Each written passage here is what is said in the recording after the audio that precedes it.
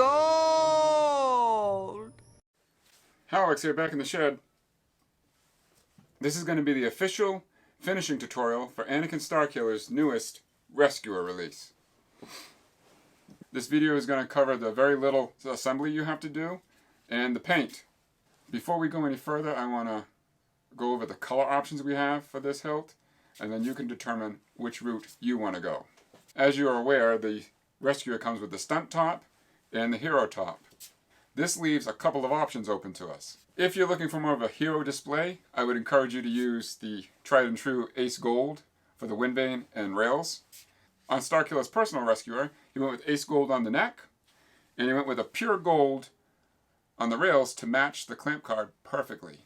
The pure gold he used is here, and you can find a link to that in the description below. But me, I'm going a little different. In Season 2 of The Mandalorian, we were exposed to Luke Skywalker and the hilts that he used. The colors on the Rescuer are a little bit darker than what we have seen previously. So I've hunted down the closest color that I can find, which I think is actually a perfect match. But that's just my personal preference. So I'm going to go with my gold of choice for this build. And I'm going to go with it on both of them, the hero and the stunt. As for what black to use, we're going to use the same black on both tops. That is the Canon Satin Black. You can follow a link in the description below to grab that as well. Winter is here in New England, so it is very important for me to make sure that I follow my paint prepping steps, like I always do.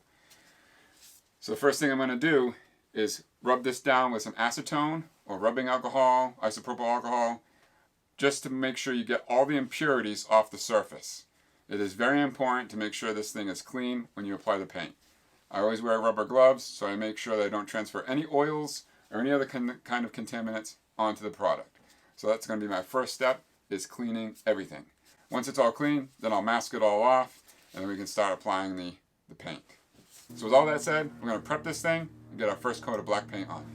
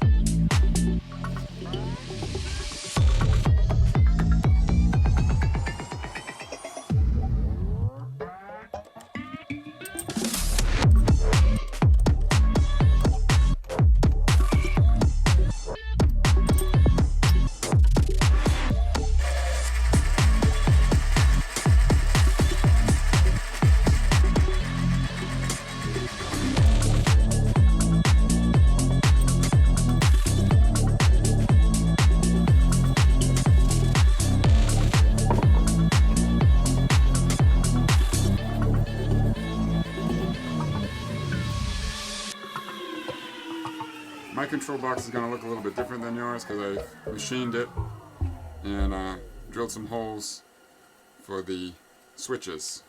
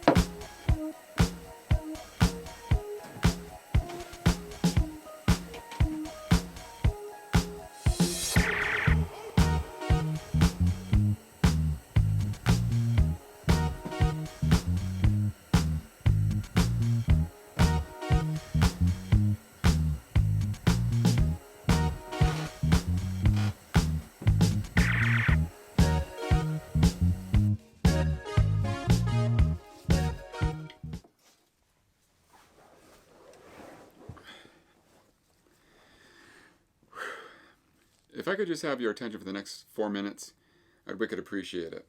You see, I'm about to make a big mistake. A mistake that could have cost me my life. And I got it on film. You might have seen it already. I posted it a couple weeks ago where the spray paint can blows up in my face. So I posted the video to show how important it is to wear personal protection equipment. That was my intention. And one of my buddies reached out to me, Obi Shane Customs. You can grab a link to his Facebook page in the description below. I really encourage you to check out his page. He reached out with concern for my well-being. And after I assured him, I said, no, I made it okay, man.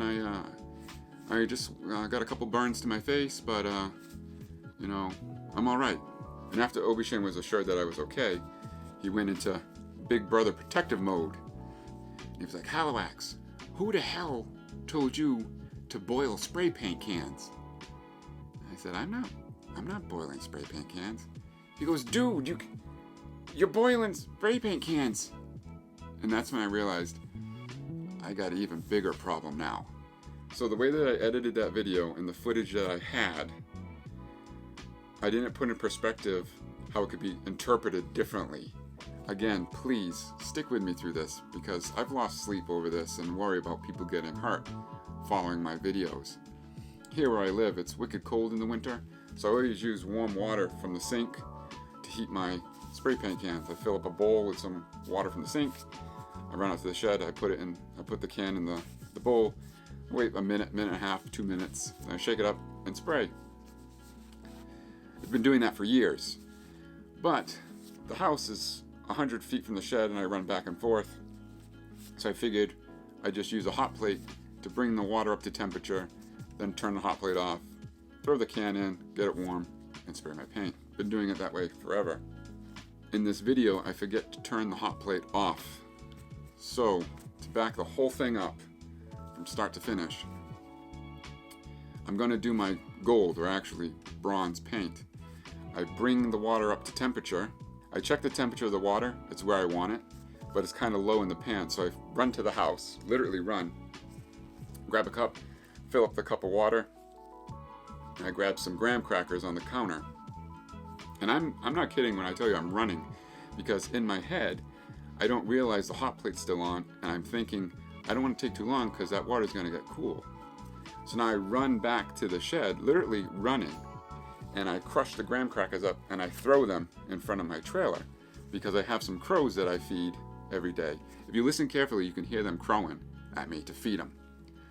So I throw the graham crackers and I run into the shed. I dump the water into the bowl. Even Obi Shane mentioned while we were talking, he's like, dude, the water's so hot that the bowl is moving. And I said, no. I gotta explain. I leave that bowl with the water in it overnight. That froze years ago and domed the bottom of the bowl.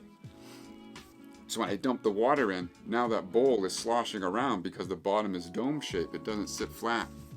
So I throw the water in there, the bowl's shaking, and then hit record. And that's where the video actually picks up. You see me now shaking the can, looking out the window at the crows.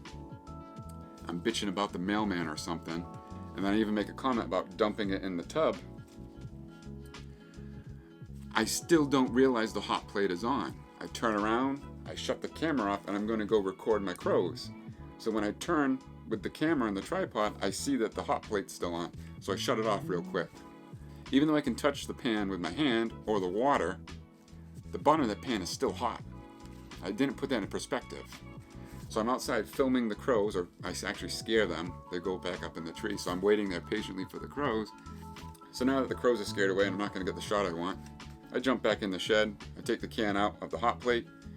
The can's not hot. I put my hand right in the water. The water is warm like normal.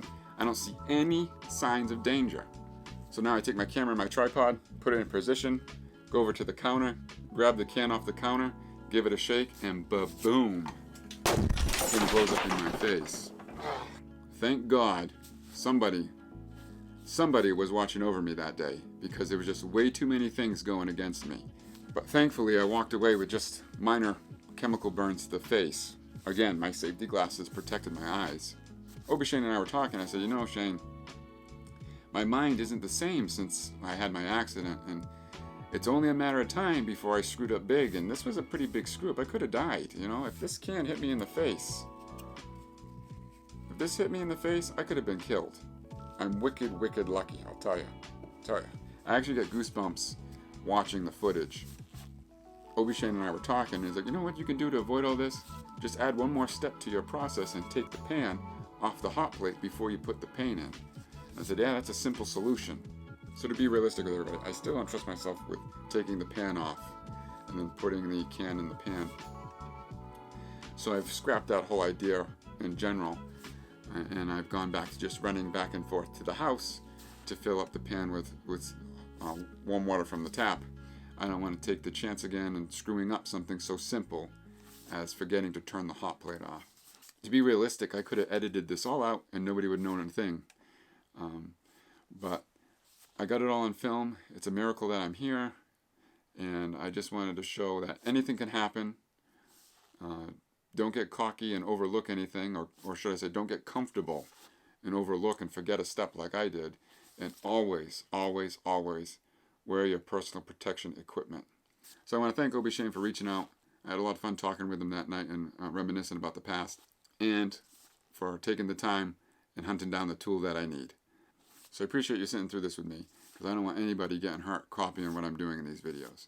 So we're going to pick up this video now with day 2, and if you listen carefully, you can hear Jake in the trees crowing at me. He wants his graham crackers. Here we go.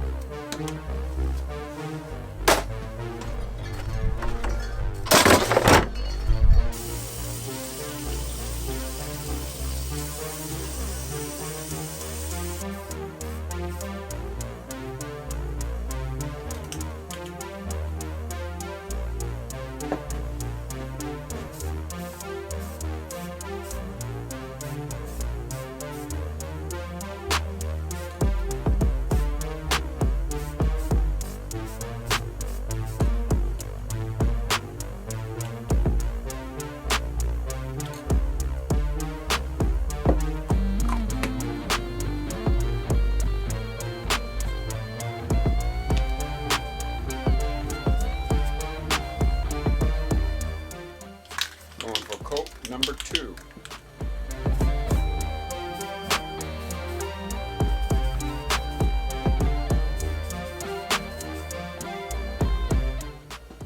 Actually went on wicked smooth.